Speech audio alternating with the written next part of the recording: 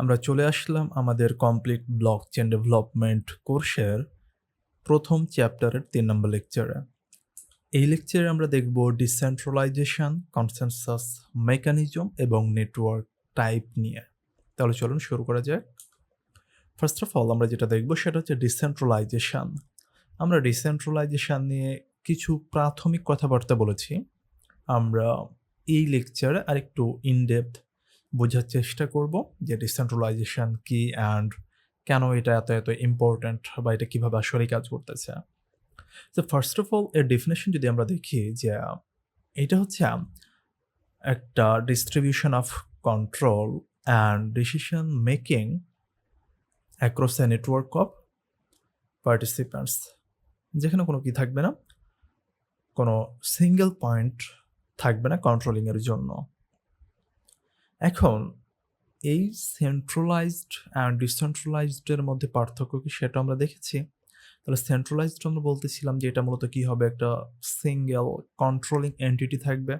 ডিসেন্ট্রালাইজডে multiple controlling entities থাকবে। এবং lastly দেখুন যে ডিস্ট্রিবিউটেড, এইটা কি আবার, এটা নতুন একটা আসলো, তাই না? এটা নিয়ে আমরা আলোচনা করিনি। তাহলে ডিসেন্ট্রালাইজড হোপফুলি আমরা বুঝে ফেলেছি। এখন ডিসেন্ট্রালাইজড, ডিস্ট্রিবিউটেড এই দুইটা একটু বলি। যখন আমরা ডিসেন্ট্রালাইজেশনের কথা বলতেছি তখন ডেফিনেটলি আমাদের কোনো সিঙ্গেল এন্টিটি থাকতেছে না, রাইট? সো এটা একটা পার্সন, এটা একটা পার্সন, এটা একটা পার্সন, এটা একটা পার্সন। সেটা হচ্ছে আমাদের ডিসেন্ট্রালাইজড নেটওয়ার্ক বা সিস্টেম। এখন ডিস্ট্রিবিউটেড বলতে আমরা আসলে কি বোঝাচ্ছি? ডিস্ট্রিবিউটেড বলতে আমরা বুঝাচ্ছি যে প্রত্যেকের কাছে সমান ডেটা থাকবে বা ডেটার কপি থাকবে। সো আমি যদি একদম টাকা দিয়ে বুঝাই যে এর কাছে যদি ৫ টাকা থাকে, এর কাছেও ৫ টাকা থাকবে, এর কাছেও ৫ টাকা থাকবে, এর কাছেও ৫ টাকা থাকবে। যদি আমরা ব্লক চেইন দিয়ে বুঝাই, আমার এই নোডের কাছে ধরুন ৩টা ব্লক আছে, তাহলে এই ৩টা ব্লক সকলের কাছে থাকবে। সকলের কাছে কি থাকবে? একটা করে কপি থাকবে এই ৩টা ব্লকেরই। এইটাকে বলা হয় ডিস্ট্রিবিউটেড ডিসেন্ট্রালাইজড সিস্টেম। যদি আমি শুধু ডিস্ট্রিবিউটেড বলি, ইট মিনস কি? এটা তো আমরা জানি যে, তাই না? যে স্প্রেডটা মানে আমি কন্ট্রোলটা কি করতেছি? স্প্রেড করে দিচ্ছি আমার সকল পার্টিসিপেন্টসের মাঝে। বাট ব্লকচেইনটা কিন্তু হচ্ছে ডিসেন্ট্রালাইজড, একই সাথে কিন্তু ডিস্ট্রিবিউটেড। ওকে? সো ডিস্ট্রিবিউটেড এর মানেটাই হচ্ছে আসলে কি? যে প্রথমত ডিসেন্ট্রালাইজড, এরপরে আমার ব্লকের কপি বা একটা চেইন, সিম্পলি আমি চেইন বলতেছি এটাকে। চেইন আমার প্রত্যেকটা পার্সনের কাছে কি থাকবে? সিমিলার থাকবে। মানে এটা হচ্ছে আমাদের ডিসেন্ট্রালাইজড ডিস্ট্রিবিউটেড লেজার, হ্যাঁ? বা ব্লকচেইন আমরা বলতে পারি। ওকে? এখন বিষয় ছিল যে এর বেনিফিটস আসলে কি? সো এটা আমাদের ডেফিনিটলি সিকিউরিটি কি করতেছে? ইনক্রিজ করতেছে, কারণ এর কোনো সিঙ্গেল পয়েন্ট থাকতেছে না। সিঙ্গেল পয়েন্ট নাই, ইট মিনস আমার হ্যাকারের অ্যাসপেক্ট থেকে বলেছিলাম যে তাকে কি করতে হবে যদি সে হ্যাক করতে চায়? প্রত্যেকটা নোডকে অ্যাটাক করতে হবে। সেন্সরশিপ রেজিস্ট্যান্স এর মানে হচ্ছে difficult to shut down or control. So যখন আমার এটা সেন্ট্রালাইজ ছিল তখন এখান থেকে একবার জাস্ট সুইচ অফ করে দিলে অফ হয়ে গেল, ফর এক্সাম্পল।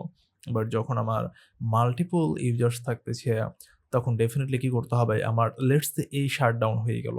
তারপরে কিন্তু আমার নেটওয়ার্ক শাটডাউন হবে না, বিকজ আমাদের এরা কি রয়েছে? অ্যাক্টিভ আছে বা এদের কাছেও আমার এই চেইনটা আছে। এরপর হচ্ছে ট্রান্সপারেন্সি। আমরা বলেছি যে প্রত্যেকের কাছে যেহেতু কপি আছে, যে কেউ একজন চেঞ্জ করলে সেটাও চেঞ্জ সবাই দেখতে পারবে বা বুঝতে পারবে, বা কোনো কিছু এড হলে সেটাও দেখতে পারবে। সো ডেফিনিটলি এটা ট্রান্সপারেন্ট। Trust minimization. সো ব্লকচেইনের one of the most uh বলতে পারেন যে স্পেশাল ক্যারেক্টারিস্টিক্স হচ্ছে এইটা, যে এইটা হচ্ছে থার্ড পার্টিকে রিমুভ করে দিচ্ছে। সো কিভাবে রিমুভ করতেছে? আমরা সেটা নিয়ে যখন কোড শুরু করব তখন আমরা দেখব এই টার্মিনোলজিটা আছে আমাদের smart contract, SC, smart contract. So এই স্মার্ট কন্ট্রাক্টের মাধ্যমে বা ব্লকচেইনের মাধ্যমে আমরা কি করতে পারি? আমরা থার্ড পার্টিগুলোকে রিমুভ করে দিতে পারি, বা মোস্টলি আমরা মানে অনেকটা রিডিউস করতে পারি। অনেক কেসে আমরা একদম রিমুভ করে দিতে পারি। এরপর হচ্ছে ডেমোক্রেটাইজেশন, ইকুয়াল পার্টিসিপেশন অপরচুনিটিজ। এর মানে হচ্ছে আমি যখন একটা ডিসেন্ট্রালাইজড সিস্টেম বানাচ্ছি, এইখানে একক বস থাকবে না, এখানে সবাই বস। এখন এই ডিসেন্ট্রালাইজড সিস্টেমের সুবিধা তো আমরা দেখলাম এখন পর্যন্ত, তাই না? বাট এর কিন্তু কিছু চ্যালেঞ্জও রয়েছে। যেমন ১ম চ্যালেঞ্জটা হচ্ছে স্কেলেবিলিটি। আমার এটা হচ্ছে একটা decentralised network, right? It means সবার কাছে কম্পিউটার আছে, সবার কাছে আমার একটা করে চেইন আছে। এখন এইটা ধরুন থাউজেন্ডস হলো, লক্ষ হলো, কোটি হলো।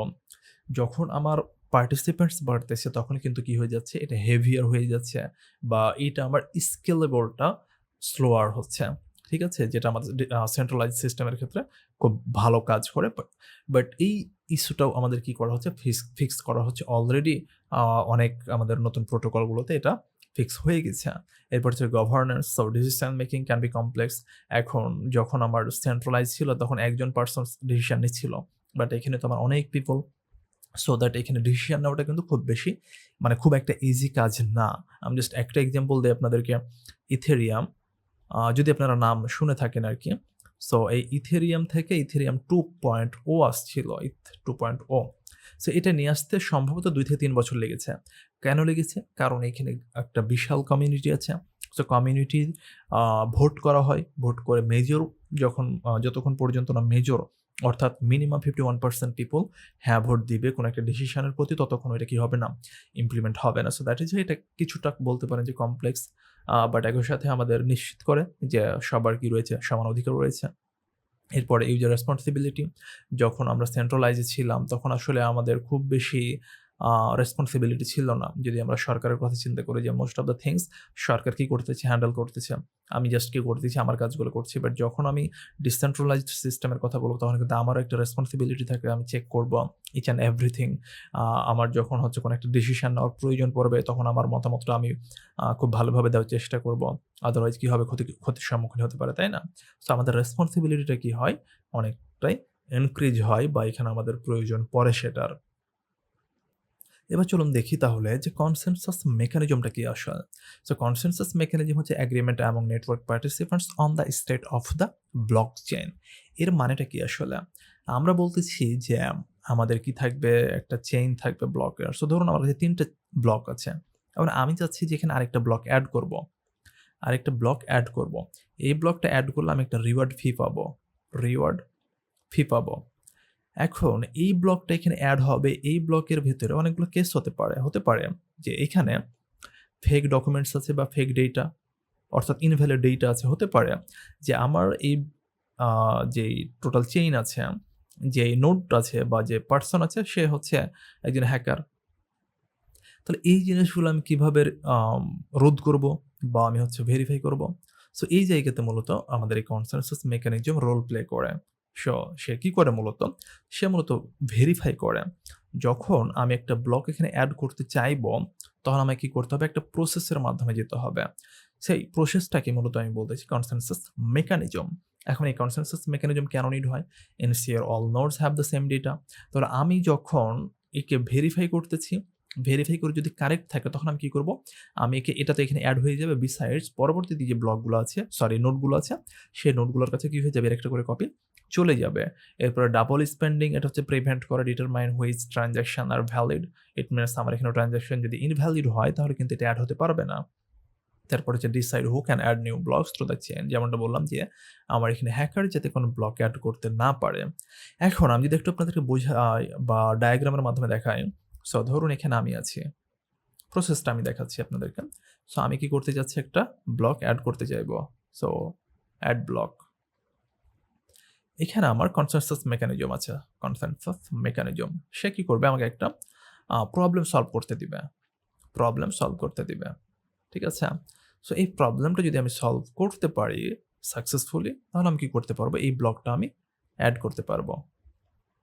এড করার পর আমি একটা কি পাবো? রিওয়ার্ড ফি পাবো। সো এটা হচ্ছে আমাদের একটা নরমাল ডায়াগ্রাম। এখন এই কনসেনসাস মেকানিজম কিন্তু অনেক ধরনের রয়েছে এবং একেকটা প্রোটোকল বা একেকটা আমরা যদি বলি যে বিটকয়েন তারপরে হচ্ছে ইথেরিয়াম, হ্যাঁ? সো একেকটা প্রোটোকল কি করে? একেক ধরন কনসেনসাস মেকানিজম তারা মূলত ফলো করে। সো সেগুলো চলুন আমরা দেখে ফেলি। সো এখানে কিছু অ্যাসপেক্টস দেওয়া আছে কনসেনসাসের, এগুলো আপনারা পড়ে নিবেন। আই হোপ বুঝতে পারবেন। অ্যান্ড একটা কথা বলা হয়নি সেটা হচ্ছে যে এই যেই পিডিএফ গুলো আছে বা ডকুমেন্টস গুলো এগুলো আপনাদের প্রোভাইড করা হবে। সো আ এটার ছবি তুলতে হবে না বা স্ক্রিনশট নিতে হবে না। ওকে? সেগুলো প্রোভাইড করে দেওয়া হবে। এরপরে যদি আমরা একটু নেক্সটটা দেখি যে কমন কনসেনসাস মেকানিজম যেটা আমি বললাম যে একেকটা প্রোটোকল একেক ধরনের কনসেনসাস মেকানিজম মূলত তারা ফলো করে থাকে। সো ফার্স্ট অফ অল যেই কনসেনসাস মেকানিজমটা দেখব সেটা হচ্ছে proof of work. So proof of work মানে এই লাইনটা থেকে বুঝতে পারতেছেন যে আমাকে কাজের মাধ্যমে কি করতে হবে? প্রুভ করতে হবে যে আমি ভ্যালিড। Simple thing. সো এইখানে যেটা আমি একটু আগে আপনাদের ডায়াগ্রামটা দেখালাম, ওই ডায়াগ্রামটা আসলে প্রুফ অফ ওয়ার্কের। আমি যখন কোনো একটা ব্লক এড করতে চাইবো, তখন আমার কি করতে হবে? একটা কমপ্লেক্স ম্যাথমেটিক্যাল প্রবলেম আমাকে সলভ করতে হবে। এটাকে ক্রিপ্টোগ্রাফিক পাজলও বলা হয়। Cryptographic puzzle. এই ক্রিপ্টোগ্রাফিক পাজলটা সলভ করার মাধ্যমে মূলত আমি কি করতে পারবো? একটা ব্লক এড করতে পারবো এবং এই প্রসেসটা খুব একটা সহজ না। এটা অনেক জটিল একটা process. High energy consumption but highly secure. আমাদের কনসেনসাস মেকানিজম আমি যে বললাম যে আমাদের একটা ক্রিপ্টোগ্রাফিক পাজল দেওয়া হবে। এই প্রবলেমটা আমাদের সলভ করতে অনেক কম্পিউটেশনাল পাওয়ারের প্রয়োজন পড়ে। যেখানে আমাদের যে ডিভাইসগুলো আমরা ইউজ করব সেগুলো আবার ঠান্ডা রাখতে আমাদের এসি ব্যবহার করা হয়। আবার অনেক high uh you know high configuration computer, graphics সেরকম আমাদের অনেক আসলে হাই কি লাগে এখানে হাইলি কনফিগারড ডিভাইস একই সাথে আমাদের হাই এনার্জি লাগে। তবে এটা অনেক সিকিউর আরকি। কারণ যে কেউ চাইলে করতে পারবে না। আপনি চাইলেই কালকে একটা কম্পিউটার নিয়ে শুরু করে দিতে পারবেন না। সো এই কনসেনসাস মেকানিজমটা কারা ব্যবহার করে? বিটকয়েন মূলত এটা ব্যবহার করে এবং ইথেরিয়াম তারা ব্যবহার করতেছে ইথেরিয়াম প্রোটোকলে। এরপরে যদি আমরা চলে যাই প্রুফ অফ স্টেকে। সো প্রুফ অফ স্টেক হচ্ছে মূলত এখানে প্রুফ অফ ওয়ার্ক সব কিছু ঠিকঠাক আছে। বাট এর মেইন প্রবলেম হচ্ছে এই যে হাইলি এনার্জি কনজাম্পশন যেটা ডেফিনিটলি আমাদের পরিবেশের জন্য কি উদ্বেগজনক, তাই না? সো প্রুফ অফ স্টেকে মূলত এই জিনিসটাকে রিমুভ করা হয়েছে। প্রুফ অফ স্টেক বলতেছে যে আমার এইখানে ধরুন ১০ জন নেটওয়ার্কে কি রয়েছে? নোড আছে বা পারসন আছে, হ্যাঁ? বা ইউজার আছে। সো এই ১০ জনের মধ্যে থেকে আমি একজনকে সিলেক্ট করব অ্যাজ স্টেক হোল্ডার। মানে সবাই থেকে ১০ জনই তো স্টেক হোল্ডার, তাই না? বাট একজন স্টেক হোল্ডারকে সিলেক্ট করব। তিনি মূলত কি করবেন? তিনি তার স্বদায়িত্বে আ উনি কি করবেন? আমার যে ব্লকটা এড করছি এটা ঠিক আছে কিনা উনি ভেরিফাই করবেন। চেক করবেন এখানে। ঠিক আছে? সো এই যেই স্টেক হোল্ডারটাকে নির্বাচন করা হয় তাকে সিম্পলি বলা হয় ভ্যালিডেটর। সো এখানে দেখতে পাচ্ছেন validators stake cryptocurrency to propose or validate blocks. অর্থাৎ এই ভ্যালিডেটর মূলত কি করবেন? এইখানে উনি চেক করবেন। এখন ভ্যালিডেটরটা র‍্যান্ডমলি সিলেক্ট করা হয়। তবে একটা কেস আছে যে যাদের বেশি স্টেক থাকে, শেয়ার থাকে তাদের ভ্যালিডেটর হওয়ার চান্সটা বেশি। এখন আপনার ধরুন এই নেটওয়ার্কে সবচাইতে বেশি কি আছে? শেয়ার আছে বা স্টেক আছে। এখন আপনি কি ইচ্ছে করে কোনো হ্যাকারকে এড করবেন? ডেফিনিটলি না। সুতরাং আপনি কি করবেন? কেয়ারফুলি এড করবেন, রাইট? এবং এই ক্ষেত্রে আমাদের ভ্যালিডেটর কিন্তু কি পান? একটা রিওয়ার্ড ফি পান। এখানে মাইনর পান। মাইনর কারা? যারা মূলত ওই যে মাইনিং করতেছিলাম, যখন আমি ব্লকটা এড করছিলাম। আমি যে এড করতেছি ব্লকটা এই প্রসেসটাকে বলা হয় মাইনিং করা। ঠিক আছে? মাইনিং করে আমরা ব্লক এড করি। সো যে মাইনিং করছে তাকে মাইনর বলা হয়। তাহলে এখানে যে প্রুফ অফ ওয়ার্কে বোঝার চেষ্টা করুন। প্রুফ অফ ওয়ার্কে যে ব্লক এড করছে তিনি কি পাচ্ছেন? রিওয়ার্ড ফি পাচ্ছেন। বাট প্রুফ অফ স্টেকে এই ভ্যালিডেটর যেহেতু কষ্টটা করতেছেন, সেহেতু তিনি কি পান? রিওয়ার্ড ফি পান। এখন এটা হচ্ছে মোর এনার্জি এফিশিয়েন্ট দ্যান POW। তাহলে যেমনটা বললাম যে এখানে আমাদের হাই এনার্জি আসলে কি হয় না? কনজিউম করা হয় না। এই প্রুফ অফ স্টেক কারা ব্যবহার করতেছে? এটা ইথেরিয়াম 2.2 ও মূলত কি করে? POS ব্যবহার করে। এটা যেটা শুধু ইথেরিয়াম সেটা অর্থাৎ আমি যদি সিম্পলি বলি ইথেরিয়ামের ইনিশিয়াল ভার্সন সেখানে মূলত POW ব্যবহার করা হয়। বাট তার কয়েক বছর পরে যেহেতু এটা অনেক হাই এনার্জি কনজিউম করে দ্যাটস হোয়াই পরবর্তীতে কমিউনিটির ভোটের মাধ্যমে ডিসিশন নিয়ে ইথেরিয়াম 2.0 তে মূলত প্রুফ অফ স্টেক ব্যবহার করা হয়। যার ফলে অনেকই এনার্জি আমাদের সেভ হয় বা এত জটিল প্রসেসের মাধ্যমে যেতে হয় না। বাট ডেফিনিটলি আমার এটা কিন্তু ভেরিফাই করা হচ্ছে। কে করছে? ভ্যালিডেটর করতেছে। তিনি কে? তিনি মূলত একজন স্টেক হোল্ডার। সো আমরা ২ ধরনের কনসেনসাস মেকানিজম দেখলাম। আমরা আরো ২ ধরনের কনসেনসাস মেকানিজম দেখব। সো এরপরেরটা হচ্ছে delegated proof of stake. So এটা হচ্ছে মূলত কি করে? টোকেন হোল্ডাররা ভোট দেয়। সেই ভোট দেওয়ার মাধ্যমে কি হয়? একটা ভ্যালিডেটর আমাদের হচ্ছে যে নির্বাচিত হয়। সো এটা হচ্ছে ভালো ফাস্টার এবং হচ্ছে যে অনেক স্কেলেবল POS এর চাইতে। এটা মূলত ইউএস ট্রন ব্যবহার করে। এছাড়া প্র্যাকটিক্যাল বাইজেন্টাইন ফল্ট টলারেন্স আছে। সো এইটা হচ্ছে আমাদের এক ধরনের কনসেনসাস মেকানিজম যেখানে মূলত কি করে? Nodes vote on the validity of blocks. So voting এর মাধ্যমে আমরা কি করতেছি? আমরা ভ্যালিডিটিটা আমরা ব্লকের বের করতেছি। এটা হচ্ছে efficient for smaller permission networks. So যেগুলো প্রাইভেট ব্লক চেইন আছে সেখানে মূলত এটা ব্যবহার করা হয়। হাইপারলেজার ফ্যাব্রিক হচ্ছে একটা প্রাইভেট ব্লক চেইন। সো এটা একটু পরে দেখতেছি। সো আমরা তাহলে কনসেনসাস মেকানিজম সম্পর্কে হোপফুলি বুঝতে পারলাম। এরপরে হচ্ছে ব্লক চেইন আসলে কত ধরনের? সেই জিনিসটা আমরা দেখে নেই। এটা চলুন দেখে ফেলি। সো ব্লক চেইন মূলত হচ্ছে ৩ ধরনের। ১ম টা হচ্ছে public blockchain. Public block চেইনটা হচ্ছে আমরা সোফার যেগুলো নিয়ে কথা বলেছি সেগুলো public blockchain. It means publicly accessible থাকবে বা যে কেউ চাইলে কি হতে পারবে? এখানে পার্টিসিপেট করতে পারবে। যেটা দেখতে পাচ্ছেন ওপেন পার্টিসিপেশন, ফুললি ডিসেন্ট্রালাইজড থাকে এটা। এক্সাম্পল হচ্ছে বিটকয়েন, ইথেরিয়াম এগুলো কিন্তু আমাদের public block chain. Private block chain হচ্ছে মূলত বিভিন্ন কোম্পানি যেগুলো ইউজ করে থাকে। এখন ধরুন আপনার একটা ব্যাংক আছে। আপনি তো ডেফিনিটলি ইচ অ্যান্ড এভরিথিং কি করবেন না? আপনি পাবলিকলি রাখবেন না। তাতে করে আপনার আ সিকিউরিটি কি হবে? আপনার লস হবে, তাই না? সো তখন আপনারা কি করবেন? আপনি প্রাইভেট ব্লক চেইন ইমপ্লিমেন্ট করবেন। যেটা হচ্ছে রেস্ট্রিকশন পার্টিসিপেশন। ইট মিনস এখানে যে কেউ থাকবে না ডেফিনিটলি। শুধু আপনার ব্যাংকের কর্মচারী-কর্মকর্তারা থাকবেন এবং আপনার ব্যাংকের ইউজার্সরা থাকবেন। এটা হচ্ছে কন্ট্রোল বাই সিঙ্গল অর্গানাইজেশন। আপনার ব্যাংকের যেই অথরিটি রয়েছে তারা কি করবেন? এটাকে ইউজ করবেন। সো এক্সাম্পল হচ্ছে ইন্টারনাল কোম্পানি লেজার্স, যেটা আমি বললাম যে আসলে বিভিন্ন কোম্পানি বা ব্যাংকে এটা ব্যবহার করা হয়। এরপরে হচ্ছে কনসোর্টিয়াম ব্লক চেইনস। সো এটা আসলে কি না, কমপ্লিটলি ডিসেন্ট্রালাইজড না, দেখতে পাচ্ছেন partially decentralised, controlled by group of organisation. এর এক্সাম্পল হচ্ছে R3 Corda energy web chain. So এটা হচ্ছে মূলত কি ব্যাপারটা, যে আপনি চাচ্ছেন যে আপনার একটা অর্গানাইজেশন আছে লেটস সে, এখানে আপনি কি করবেন? একটা পার্শিয়াল অংশ, হ্যাঁ? অর্থাৎ একটা স্পেসিফিক অংশে কি করবেন আপনি? ব্লক চেইনটা ইমপ্লিমেন্ট করবেন। ব্লক চেইনটা ইমপ্লিমেন্ট করবেন। আপনার ওভারঅল যে সিস্টেম সেটা কিন্তু সেন্ট্রালাইজড। ওকে? বাট আপনি একটা অংশে হতে পারে এটা যে আপনি পেমেন্টের অংশটা কি করলেন? আপনি ব্লক চেইনে ইমপ্লিমেন্ট করলেন। সো তখন এটা কি হয়ে যাবে? কনসোর্টিয়াম ব্লক চেইন হয়ে যাবে। সো আমরা যদি একটু রিক্যাপ করে ফেলি, আমরা দেখলাম যে decentralisation is a core principle of blockchain technology. Consensus mechanisms ensure agreement without central authority.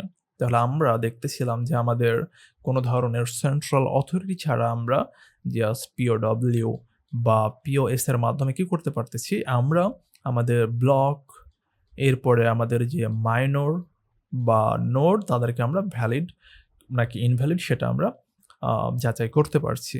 এরপর হচ্ছে different consensus mechanisms offer various trade offs. তাহলে আমরা দেখলাম ৪ ধরনের কনসেনসাস মেকানিজম আমরা অলরেডি দেখলাম। আরো অনেক ধরনের রয়েছে।